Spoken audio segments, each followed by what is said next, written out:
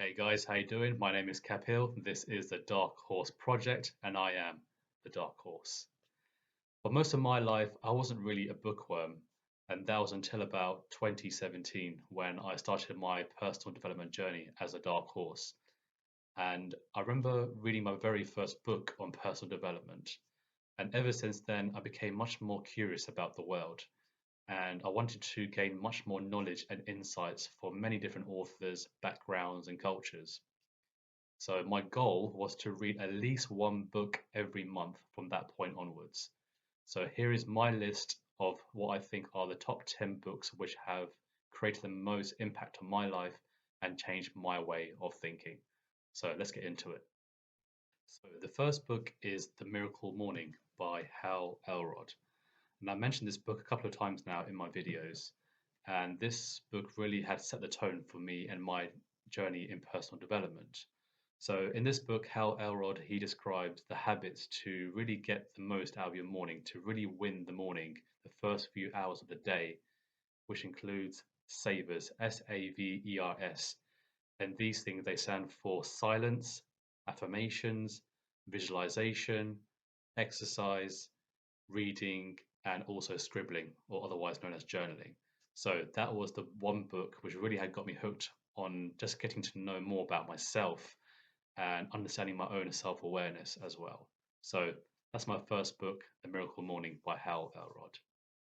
Second book is How to Win Friends and Influence People by Dale Carnegie. Now, this book really was a game changer for me because it really helped me to understand how to create meaningful connections with people and how to make others feel important in any kind of given context or situation, such as your friends, family members, your cousins, colleagues, even your neighbors, you name it. And also, there was other material about how to be a good conversationalist and how to make a good first impression in any situation. So that's number two, how to win friends and influence people.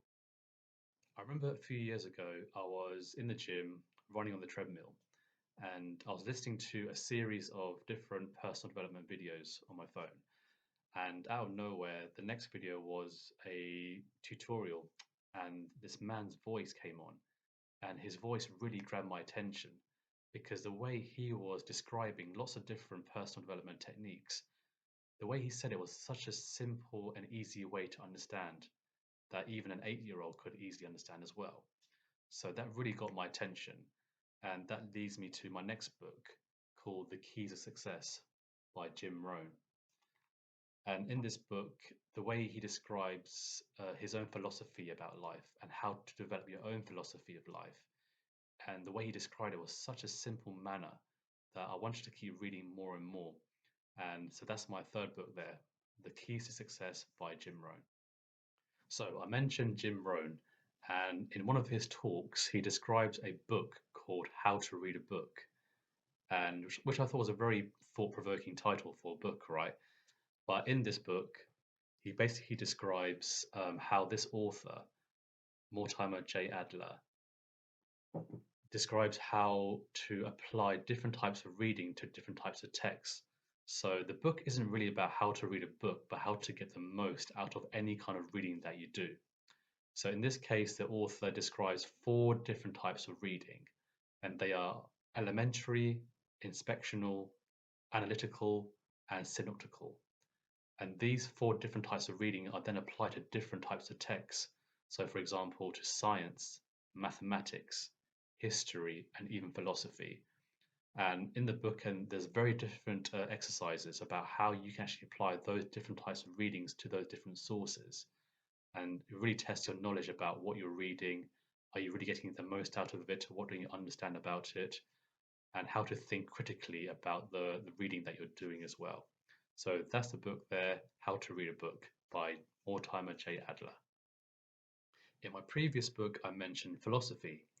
And at that point, I wasn't so familiar with the topic, but I was keen to find out more, which brings me to my next book by Tom Butler Bowden called 50 Philosophy Classics.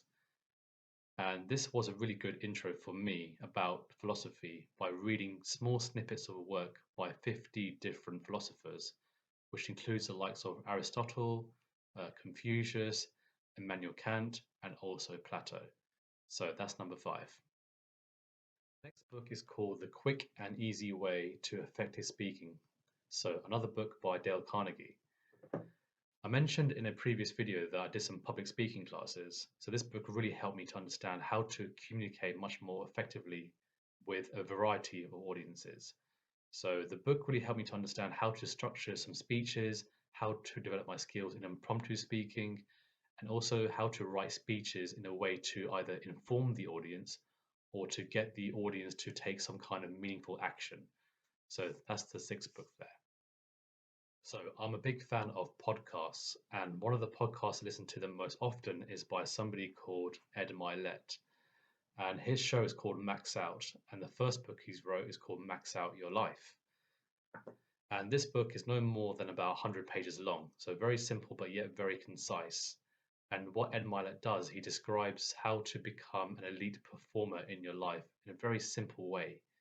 So because this book is very brief but very concise and very much to the point, I've read this book many times over on the way to a different city on the train. And if I have a few hours left, to spare in the day, then this book I can read very simply from cover to cover, and it really gets me pumped up for the day. So there we have it. That's the next book, Max Out Your Life by Ed Milet. Book number 8 is called The 7 Habits of Highly Effective People by Stephen Covey. Now, this book basically does what it says in the tin. So the author, he describes these habits across 2 different areas, your private victories and your public victories. And the concepts he talks about includes the likes of your personal mission, leadership, and also the importance of seeking first to understand, then to be understood. So seeking first to understand and then to be understood. Now that particular habit, it really stuck out for me like a sore thumb, because I feel that this particular habit is the most underrated habit in the world of communication today. So there we have it. That's number 8, The 7 Habits of Highly Effective People. The 9th book is called Eat That Frog by Brian Tracy, who's an absolute icon in the world of personal development today. And in this book is a very simple book actually, and all it does is describe 21 effective ways to be much more productive, overcome procrastination, and to really get more out of your work. And the main chapters, which really kind of what stuck out for me, were about how to apply the law of 3 and how to plan your day in advance. So that's number 9, Eat That Frog. The 10th and final book is called Showboat by Roland Lazenby. And this book is about the life of Kobe Bryant, who was an ex-professional basketball player. Now, the reason why I chose this book in particular, because it wasn't about the fact that Kobe was a really good basketball player, but really it was about the way he approached the game, the way he analyzed the game. So, for example, he'll spend many hours analyzing video footage of himself playing the game, his own teammates, and also the opposition. He'll try to work out, okay, what is the best way to approach each game at a time? And the way he goes about looking at different techniques and skills was really, really insightful as well. And the amount of confidence and discipline he brought to the game, that really struck with me as well.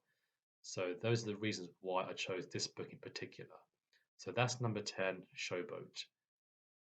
So there we have it. Those are the top 10 books which have reshaped my thinking and have helped me to become a much better person. So I tend to read these books every now and again, not just once. And the reason for that is for me to make sure that the skills, the advices, the strategies in these books have really been segmented into my memory, to make sure that I keep doing these over and over again.